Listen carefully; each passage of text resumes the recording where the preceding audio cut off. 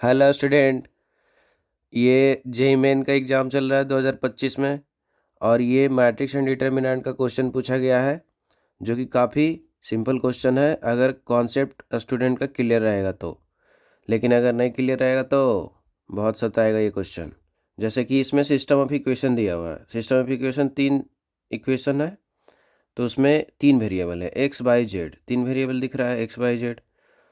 तो हम सबसे पहले क्या करेंगे कि इस क्वेश्चन को सोल्व करने के लिए इसको किस फॉर्म में चेंज करेंगे, मैट्रिक्स के फॉर्म में। इक्वेशन को किस फॉर्म में चेंज करेंगे, मैट्रिक्स के फॉर्म में। अब कैसे चेंज होता है, तो यहाँ पे एक्स बाई जेड के साथ जो भी कोफिशिएंट में उसको कहाँ पे लिख दिए।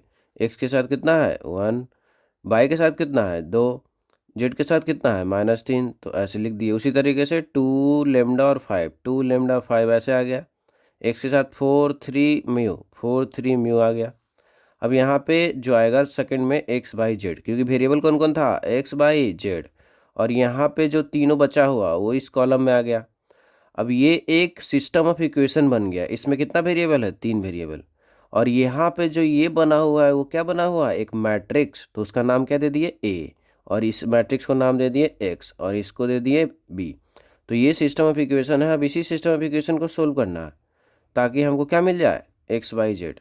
लेकिन यहाँ पे सॉल्यूशन ने पूछा, यहाँ पे क्या पूछा है, इनफाइनाइट मेनी सॉल्यूशन पहले से ही दे दिया है कि इसको अगर तुम सोल्व करेगा तो कितना सॉल्यूशन मिलेगा, इनफाइनाइट मेनी सॉल्यूशन। फिर क्या पूछ क्या रहा है, लेमडा प्लस म्यू का वैल्यू बता दीजिए कि लेमडा प्लस म्यू कितना आएगा। अब इस क्वेश्चन को सोल्व करने के लिए थोड़ा थ्योरी बैकग्राउंड देख लेते हैं कि क्या लगेगा इसमें। तो अगर जिनका क्लियर नहीं है वो अच्छे से समझ पाएंगे कि क्यों क्या कर रहे हैं, कैसे कर रहे हैं, क्यों कर रहे हैं। तो इसमें देख पा रहे हैं कि सिस्टम ऑफ इक्वेशन हमारे पास है ए एक्स बराबर बी। अब क्या बोला जा रहा है कि इसका कितना सॉल्यूशन है, इनफाइनाइट मेनी सॉल्यूशन। तो हमारे क्रैमर्स रूल के तहत हम बोलते हैं कि चारों जो डिटर्मिनेंट है, डेल्टा, डेल्टा 1, डेल्टा 2, डेल्टा 3 बराबर कितना होना चाहिए, 0 होना चाहिए। अगर इनफाइनाइट मेनी सॉल्यूशन तभी होगा जब चारों डिटर्मिनेंट कितना होगा, 0। अब ये चार डिटर्मिनेंट आया कहाँ से, तो सबसे पहले यहाँ पे हम कोई भी मैट्रिक्स रहेगा उसका नाम ए दिए हैं। तो ए जो मैट्रिक्स रहेगा इस फॉर्म में रहेगा कि उसमें कितने एलिमेंट होंगे, 3x3 का मैट्रिक्स है तो 9 एलिमेंट है। अब हम देख रहे हैं कि यहाँ पे एक वो मैट्रिक्स रहेगा जो कि कॉलम मैट्रिक्स है। तो बी एक मैट्रिक्स रहेगा, B1 B2 B3। अब चार डिटर्मिनेंट कैसे आएगा, तो डेल्टा, डेल्टा कैसे आएगा, तो डेल्टा सीधे सीधे आ जाएगा कि ए का डिटर्मिनेंट लेना है। ए जो मैट्रिक्स था उसका सीधे सीधे डिटर्मिनेंट निकाल लेंगे तो उसको क्या नाम दे दिए गया, डेल्टा। अब डेल्टा 1 कहाँ से आएगा, तो डेल्टा 1 कैसे आएगा कि ये जो ए मैट्रिक्स है और ए का जब डिटर्मिनेंट निकाल रहे हैं उसमें जो पहला कॉलम ले रहे हैं वो ए का ले रहे हैं। लेकिन अब ए के कॉलम को जगह पे अगर बी का कॉलम ले लिए तो बी, ए के कॉलम के जगह पे क्या ले लिए, बी का कॉलम, B1 B2 B3। बाकी दोनों कॉलम में कोई बदलाव नहीं हुआ है। तो अगर ऐसा डिटर्मिनेंट बनाते हैं तो उसका क्या नाम दे दिया गया, डेल्टा 1। अब डेल्टा 2 कहाँ से आएगा, तो ये फिर से वही किए कि पहला कॉलम को कुछ चेंज नहीं किए, दूसरे कॉलम में क्या बदलाव कर रहे हैं, दूसरे कॉलम में कहाँ से उठा के ला रहे हैं, बी वाले में से। तो अगर यहाँ पे कॉलम ये लाते हैं तो, और तीसरे में कोई बदलाव नहीं करते हैं तो इसका नाम दे दिएगा डेल्टा 2। और तीसरे में कि पहला कॉलम और दूसरे कॉलम को कोई बदलाव नहीं कर रहे हैं, तीसरे कॉलम को बदल रहे हैं, तीसरे कॉलम को बदल के कहाँ से लेके आए हैं, बी वाले से। तो इस तरीके से एक ए मैट्रिक्स और एक बी मैट्रिक्स से हम चार डिटर्मिनेंट बना लिए। डेल्टा जिसमें कि ए का डिटर्मिनेंट है, डेल्टा 1 जिसमें कि पहला कॉलम कहाँ से आया है, बी के कॉलम से, इसमें सेकंड कॉलम बी के कॉलम से, इसमें थर्ड कॉलम बी के कॉलम से आया। बाकी जहाँ पे नहीं चेंज करना है वो ए का कॉलम ही रहेगा।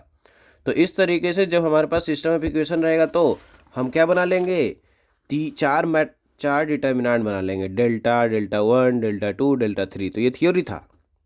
अगर ये पता रहेगा जिस स्टूडेंट को, वो सीधे क्या करेगा, वो सीधे यहाँ पे जैसे ही ए एक्स बराबर बी के फॉर्म में बनाया था उसके बाद वो चार डिटर्मिनेंट लिख देगा जल्दी से कि डेल्टा 1, डेल्टा 2, डेल्टा 3। अब हम ये भी सोचेंगे कि चार डिटर्मिनेंट तो लिख दिए, लेकिन चार डिटर्मिनेंट सोल्व करने में समय भी तो लगता है। तो ये देखेंगे कि क्वेश्चन में पूछ क्या रहा है, तो पूछ रहा है लेमडा प्लस म्यू। अब लेमडा प्लस म्यू कहाँ से निकलेगा, आप सोचो कि ये डिटर्मिनेंट जो है, चारों डिटर्मिनेंट 0 होने वाला है क्योंकि कितना सॉल्यूशन है, इनफाइनाइट मेनी सॉल्यूशन है। अब देख पा रहे हैं कि इस डिटर्मिनेंट में कौन कौन है, तो ये सब तो कांस्टेंट चीज़ है, 1 2 4 2 5 33 भी, -3 5 म्यू। अब देख पा रहे हैं कि यहाँ पे म्यू अकेला एक वेरिएबल है। तो हमको देख पा रहे हैं कि अगर इसको सोल्व करेंगे तो सीधे म्यू मिल जाएगा। उसी तरीके से हम देख पा रहे हैं कि 1 2 4 2 लेमडा और 3 और 2 5 33। तो यहाँ पे अकेला वेरिएबल कौन है, लेमडा। तो अगर ये दोनों को सोल्व करते हैं तो सीधे लेमडा और म्यू मिल जाएगा। लेकिन इसमें क्या है कि इसमें लेमडा भी है और म्यू भी है, तो ये है कि इसको अगर हम सोल्व करेंगे, इस डिटर्मिनेंट को अगर जीरो करेंगे तो एक इक्वेशन बनेगा लेमडा और म्यू में, तो कोई ज़रूरी नहीं कि तुरंत आ जाए। तो इसीलिए हम क्या प्रीफर कर रहे हैं कि डेल्टा 2 और डेल्टा 3 को जीरो कर रहे हैं। तो सबसे पहले डेल्टा 2 को अगर जीरो किए, डिटर्मिनेंट जैसे सोल्व करते हैं कि कोई भी रो ले सकते हैं। तो पहला रो अगर लिए तो 1 को जब लेंगे तो 5 म्यू माइनस 33 इंटू 5 ऐसे हो जाएगा। और फिर दूसरा दो लेंगे तो माइनस के साथ, तो -2। और यहाँ पे ये कॉलम ख़त्म, ये रो ख़त्म, तो 2 mu minus 4 into 5, 2 mu minus 4 into 5 कितना होता है 20। उसके बाद ये थर्ड -3 ले लिए, -3 जब लेंगे तो ऐसे ख़त्म और ऐसे ख़त्म, और ये क्या होगा 2 गुने 33 माइनस 5 गुने 20, 2 गुने 33 माइनस 5 गुने 20 कितना 20, 5 गुने 4 कितना 20। अब इसमें सिंप्लीफाई कर देते हैं तो 5 में यहाँ से आ गया, यहाँ से 165 आ गया, ये 2 से जब गुना अंदर हो जाएगा तो -4 में +40 हो जाएगा। अब यहाँ पे देख पा रहे हैं कि ये 66 माइनस 20 बनेगा, तो कितना बनेगा 46। 46 में अगर 3 गुना करेंगे तो कितना बन जाएगा 138। अब म्यू सबको तीनों को सिंप्लीफाई करके कितना आ गया 263, तो म्यू हो गया 263।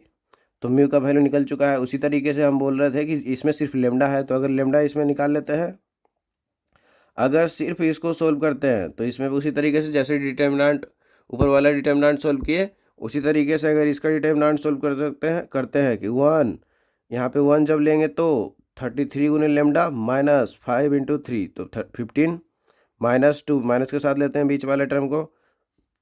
जब ये लेंगे तो 2 गुने 33 माइनस 5 गुने 4, तो 66 माइनस 20 प्लस जब इसको लेंगे तो 2 इंटू 3 माइनस 4 इंटू लेमडा, तो 6 माइनस 4 लेमडा बराबर 0। अब यहाँ पे देख रहे हैं 33 लेमडा है, लेमडा दो जगह पे आया है, यहाँ पे और यहाँ पे, तो लेमडा को एक लेमडा कॉमन निकाल लिए, 33 माइनस 4 दूनी 8 कर दिए, और बाकी सब कांस्टेंट को एक जगह पे लिख दिए कि -15, और यहाँ पे 46 आएगा, 46 में से 2 गुना होगा तो 90 -92 आ गया, और 6 गुने 2 12 आ गया बराबर 0। तो ये मिला के आ गया 25 लेमडा माइनस ये तीनों मिला के आएगा 95। तो यहाँ से लेमडा आ गया 95/25, और यहाँ पे कट जाएगा 5 से, तो लेमडा आ जाएगा 19/5। अब हम देख चुके हैं कि लेमडा भी आ चुका है और म्यू भी आ चुका है, तो फाइनल हमसे पूछा जा रहा था कि लेमडा प्लस म्यू कितना है। तो ये 19/5 है, ये 263 है, यहाँ पे एलसीएम आ गया 5, तो यहाँ पे 5 गुना हो गया उधर जाके, तो ये गुना हो गया 1315 आया। तो 19 उसमें जोड़ देंगे तो कितना आ गया फाइनल 1334/5। तो ये क्वेश्चन थोड़ा कॉन्सेप्चुअल था, और ये भी था कि अगर अच्छे से पकड़ ले कि कौन से डिटर्मिनेंट को सोल्व करेंगे तो जल्दी बन जाएगा। तो इसी तरीके से क्वेश्चन को बहुत कॉन्सेप्चुअल तरीके से एक्सप्लेन किया जाएगा। अगर कोई भी स्टेप में कोई दिक्कत हो तो आप बता सकते हैं हमको।